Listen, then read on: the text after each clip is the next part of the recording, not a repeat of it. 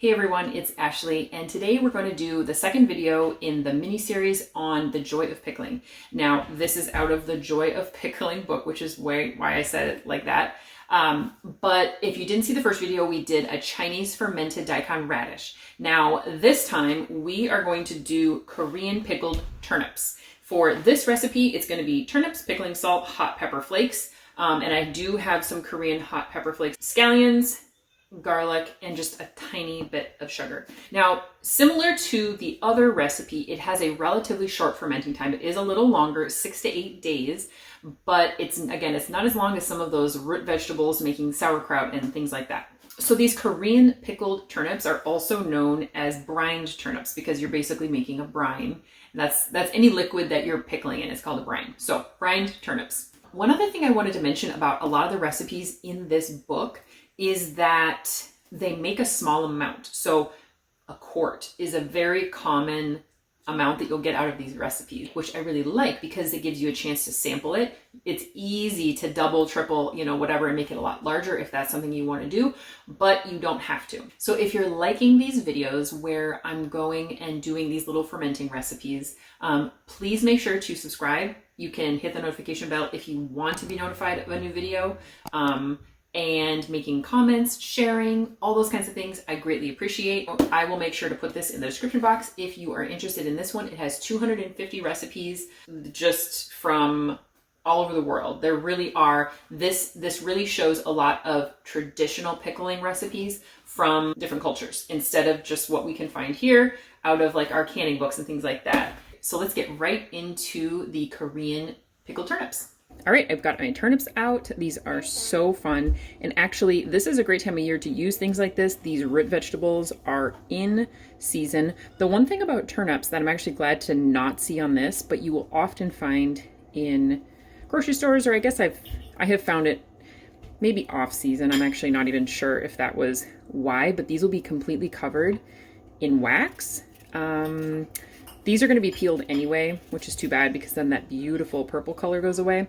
But if yours are not super fresh, or maybe they're covered in wax or something like that, obviously just make sure that all that wax gets off. We're going to go ahead and get these peeled up.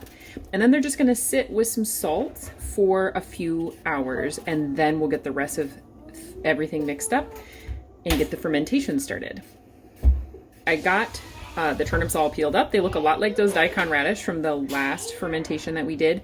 And you know what? They actually taste similar to like a regular radish. A lot of times with regular radish, you can get variation, and you can have some that's spicier, some that's not as spicy, but they do have a very similar to a radish taste if you've never had a turnip. Now, they have you thinly slice these, but cut it in half first if it can't fit, if it's larger than 2 inches in diameter. This is 2 inches in diameter, these regular mouth ball jars or canning jars, whatever. If you wanted to use a wide mouth, that would obviously be great.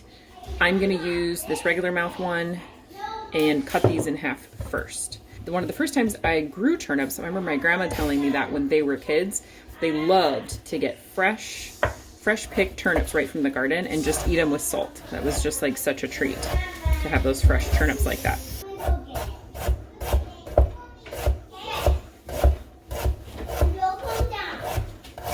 Okay, now one thing that we're gonna do right now that again you'll find different from the Chinese fermented daikon is that this is going to sit with 1 tablespoon of salt. This is also something that I do when I follow instructions to make kimchi. So I'm not sure if that's just like part of the cultural process or the, it's something with the Korean culture that does this as a part of the, I don't know, the way that they ferment.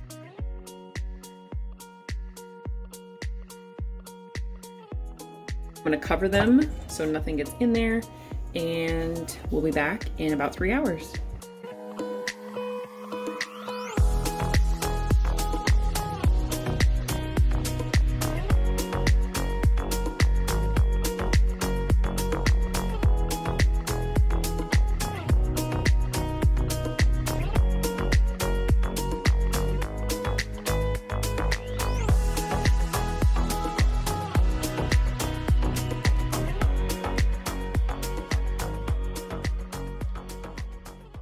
Okay, as long as we're waiting for the turnips to just sit in that brine, I decided I would go ahead and get everything chopped up and ready, because I think, you know, things will be busier in the kitchen when it needs to be dealt with.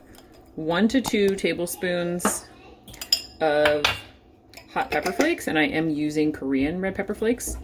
And then 1 teaspoon of sugar. And then, oh, 1/2 teaspoon also of salt. So it's, I'm sorry, 1/2 tablespoon. So it's the tablespoon that goes in to kind of let them sweat out right now.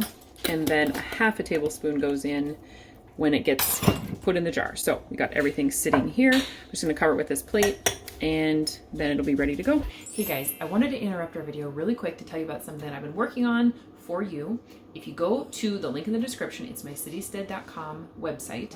I have created a bunch of free resources for you to help with meal planning. If you struggle with ideas, you're looking for inspiration, you're looking for some tips on how to meal plan, there's a lot of different stuff there. So go check it out, browse, and you'll get some great help, I hope. I think that you'll find these resources will help to make meal planning more successful and fun. I like to show you how much moisture gets pulled out of these vegetables. This is just from sitting in salt. And this is the similar process what happens when you pickle cabbage into sauerkraut. Just the salt, just sitting in salt and nothing else, just puts a lot of moisture out of the vegetable.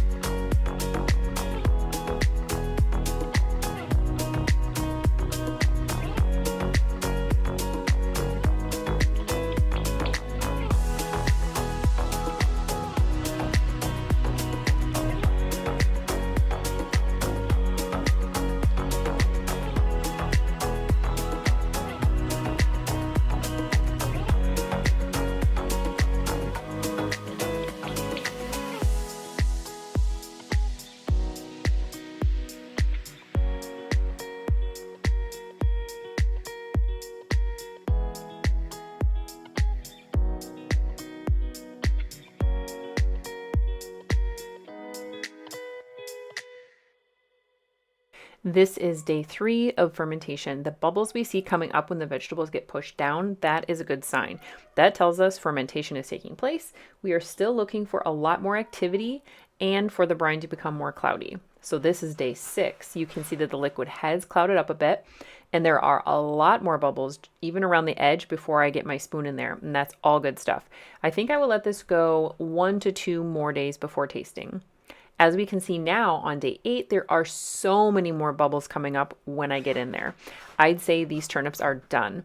I think this process is a little slower for this recipe because we just poured plain water over the top. I could be wrong, but I think that's why it takes a little bit longer. I just wanted to quickly let you know how I like the turnips, and I like the flavor other than the fact that they were bitter. And there is a teaspoon of sugar in there, so I'm thinking that that might be part to offset any bitter flavor that might come out. I also was looking over the recipe again and noticed that it said to use 6 small turnips, which gives you about what you need. And I only used a couple because they were very large, which, you know, when things get bigger, sometimes the flavors can change and things like that. So I was thinking that might be part of it. But yeah, definitely did not like this one as much. But if you've pickled turnips in any way, like a traditional fermentation or pickle like this, if you have not had it turn out bitter, or if you have, what have you done about it? Is there anything that I can do to change it? I'm thinking that if I probably used smaller ones, it probably would have solved my problem. And I'm thinking that's probably why there was a little sugar in there too. Anyway, thank you so much for at least coming along this adventure and trying new things. I hope you have a wonderful day. I appreciate you being here, and we'll see you soon.